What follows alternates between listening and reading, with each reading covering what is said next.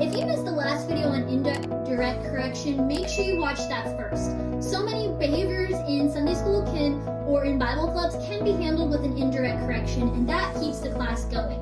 Direct correction stops the class, and we want to avoid that if at all possible. Here's a few ways to do direct correction. So 1, if you've tried indirect correction and it's just not working, then it's time to give a consequence. So that's when you want to take away points from a team. Or if you're using apples on the tree, take those away. We talked about a system of rewards and consequences before, so watch that video as well. But if this doesn't work, the next step, you're going to need to send this student who's causing a problem to sit back by your worker.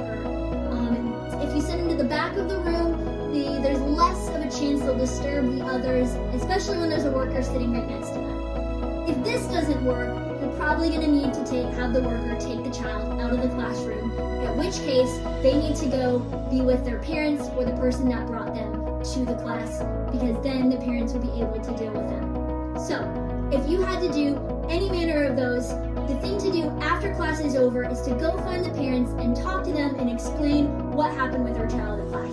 And as another option, if you have a child that's a little bit older, who's been in church for a while, for lack of a better word, who knows better, why don't you pull them aside after class and talk to them? By talking to the child directly, you're giving them a chance to take responsibility for their own behavior and make changes. But always make sure, if you're having a real problem with a child, that you talk to their parents directly. Ask your parents how you can work together with them to make sure this behavior doesn't continue, so that they